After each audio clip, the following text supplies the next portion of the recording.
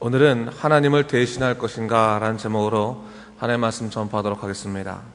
오늘도 욥의 말에 대한 소발의 변론을 다루고 있습니다. 우리가 지금 욥기를 공부하고 있는데요, 끊임없이 그의 고난을 이 친구가 뭐라고 말하고 있습니까?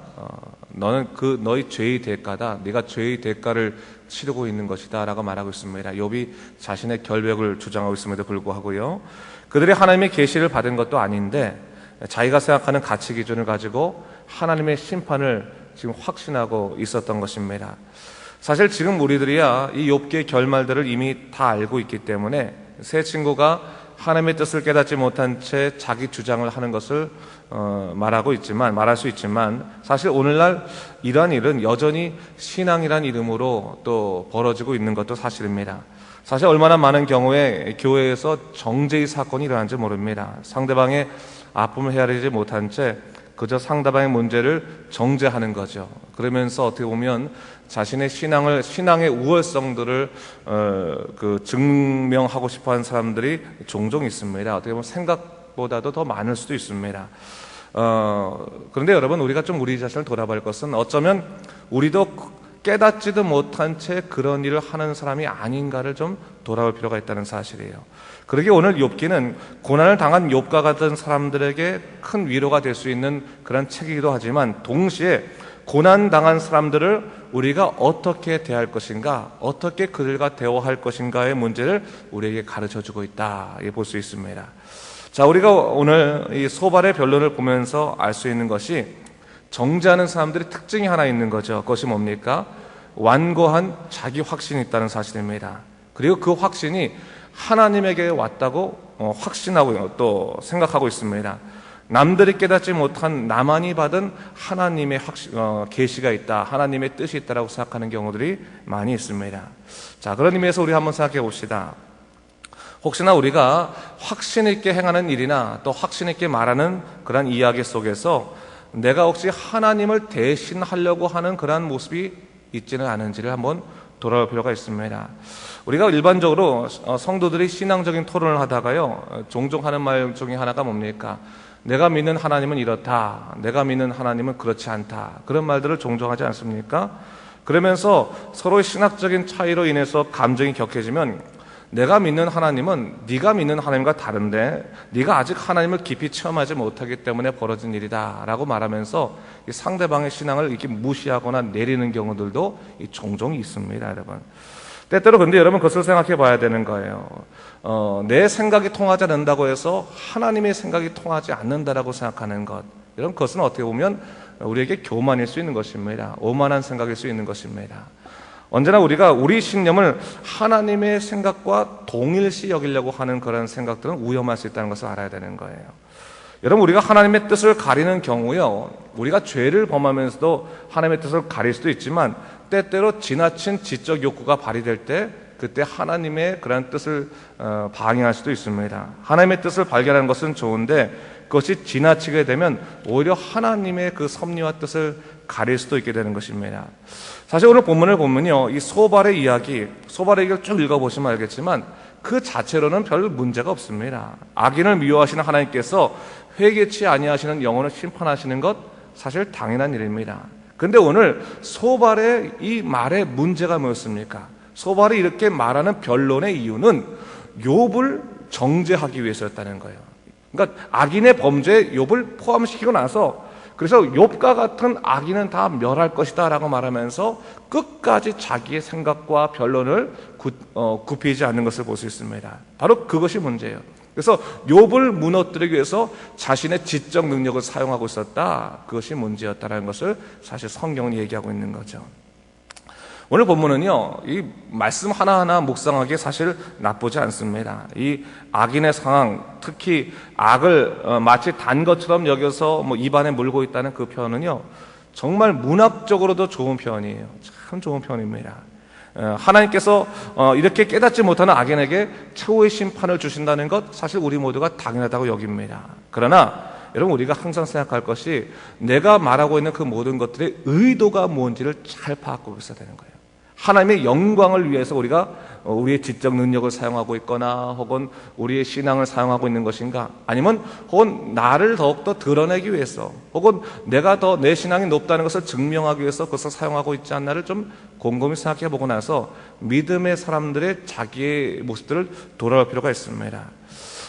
제가 목회를 하고 있지만요, 목사에게도 참 주의할 점이 있는 거예요. 목사도 사실은 설교를 할 때 지적 능력을 사용하고 싶은 그런 욕구가 참 많이 있습니다. 그래서 다른 사람에게 이 설교를 할 때 되도록이면 목사가 아주 저 사람 똑똑하다, 저 사람 정말 논리적으로 분명하다, 아주 훌륭하다, 그런 얘기를 듣고 싶어서 이 지적 욕구를 사용하고 싶은 그런 때가 참 많이 있는데, 그러다 보면 자칫하면 하나님의 생각과 멀어질 수도 있는 것입니다. 자기를 드러내기 위해서 이 설교를 꾸며내다 보면 또 문제가 있을 수도 있는 것이고, 또 어떤 위험성도 있는 거냐면, 설교를 할 때 어떤 사람이 감정적으로 밉다고 해서 그 사람을 치기 위해서 설교를 하기 시작하면 그것은 표적 설교라고 해서 위험할 수가 있는 겁니다. 그렇기 때문에 목사들은 항상 그것을 주의하는 거죠. 아침 기도에도 이렇게 순서대로 이렇게 나가는 이유 중에 하나가 바로 그런 이유도 있는 거예요. 말씀 하나하나 공부하는 것도 있지만 그 말씀 가운데서 자기 생각을 내려놓는 거죠. 그 말씀이 주는 그런 깨달음을 목사도 먼저 받는 것이죠. 성도들도 마찬가지라고 생각이 들어요. 성도들도 믿음의 연륜이 깊을수록 좀 더 내가 하나님을 더욱더 가까이 여기고 또 깊이 알수록 더욱더 믿음이 여린 사람을 보호하고 그들의 입장 속에서 하나님을 발견할 수 있도록 도와주는 게 중요한 것입니다. 길을 안내해준다고 해서 자칫하면 길 안내 자체를 방해하고 문을 닫게 만든다면 그것은 더 큰 문제다, 그건 더 큰 죄악이다라고 볼 수가 있는 것이죠. 자, 그런 부분에서 있어서 오늘 이 소발의 이야기가 맞고 또 문학적으로 표현되고 아주 지적으로 좋은 모습을 갖고 있지만, 그런 모습 속에서 우리도 주의해야겠다라는 것을 잊지 말아야 됩니다. 동시에 그럼에도 불구하고 오늘 소발의 변론에는 우리의 신앙세계에 주는 아주 귀한 교훈도 있다는 사실을 우리가 잊지 말아야 되는 것입니다. 우리 29절 말씀 한번 읽어볼까요? 29절 말씀 읽겠습니다. 시작. 이는 악인이 하나님께 발을 분기시오 하나님이 그에게 정하신 기업이라 했어요. 앞에 분들을 다 읽진 않았어요. 앞에 부분의 그 결론이 뭡니까? 악인은 하나님의 진노를 반드시 받을 것이다. 그것이 바로 결론인 거죠. 자, 근데 여러분, 이 악인이라고 하는 말, 이 악이라고 하는 말을 좀 우리가 좀 정리해 볼 필요가 있는데, 여러분, 악이라는 것이 뭡니까? 이 악이라는 게. 우리가 죄를 말할 때 하나님의 뜻과 단절되어서 살아가게 되는 그 모든 행위들을 이 죄라고 한다면, 악은 뭐겠습니까? 하나님을 모르는 자가 악인 거예요. 우리가 악을 말할 때 사실 그 범죄를 하거나 하나님을 대항하는 자만을 악인이라고 생각하지만, 여러분, 우리가 하나님을 믿는다 말하면서도 하나님을 모른 채 살아가는 것들도 사실은 악인의 모습 중에 하나라는 것을 잊지 말아야 되는 것입니다. 여러분, 우리가 예수를 믿고 교회를 다니지 않습니까? 그렇다면 그 다음부터는 하나님이 우리의 마음을 주장하시고 우리의 삶을 주장하시도록 우리의 상을 오픈하고 하나님께 열어놓고, 또한 하나님이 원하신다면 때로는 우리 삶의 방향들을 바꿔가며 살아갈 수 있는 모습들이 우리 안에 있어야 되는 것입니다. 그것이 바로 하나님의 의를 이루며 살아가는 것입니다. 매 순간 내 뜻이 아니라 할지라도, 내 생각이 다르다 할지라도 하나님이 원하신다면 말씀에 입각해서 그것을 내려놓을 수 있는 것이 사실은 우리들의 모습이 있어야 되는 것입니다. 하나님의 뜻은 알겠는데 동의할 수 없다고 생각하면서 굳이 자기의 생각을 주장하게 된다면 그것은 뭡니까? 그것도 결국 악의 범주 안에 들어가게 되는 겁니다. 그렇기 때문에 그것을 잊지 말아야 되는 거예요.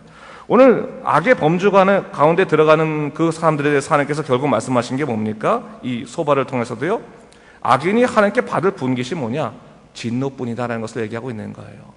소발의 문제는 욥을 악인의 범죄에서 자구적으로 지적 능력을 사용했다는 것은 문제가 되지만, 소발이 갖고 있는 영적인 통찰력은 사실은 대단한 것이었습니다. 악인에 관한 그 운명들, 왜 그렇습니까? 오늘날 우리가 믿는 사람들이요, 하나님의 뜻대로 살지 않으면서 때로는 하나님과 대항하며 살아가면서도 자기는 복받을 사람이라고 생각하면서 끊임없이 회개할 부분들을 미루는 경우들이 많이 있습니다. 여러분, 악에서부터 벗어나기 위해서는 회개할 것은 지금 해야 되는 것입니다. 회개는 미루는 것이 아니에요. 내 마음속에 하나님, 내가 하나님 뜻대로 살지 못했습니다, 하나님께서 원치 않으신 것이 지금 있습니다 라고 말했을 때, 그 원치 않은 것이 생각날 때 그 회개는 바로 오늘 하는 것입니다. 지금 하는 것이 나중에 하는 것이 아니에요.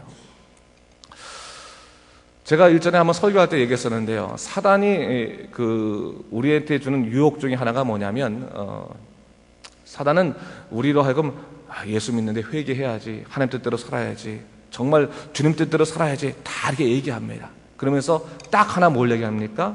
오늘 말고 내일 하라. 오늘까지는 즐기고 내일부터 열심히 예수님 뜻대로 살아라 라는 것으로 우리를 유혹한다는 거예요. 마찬가지 않습니까?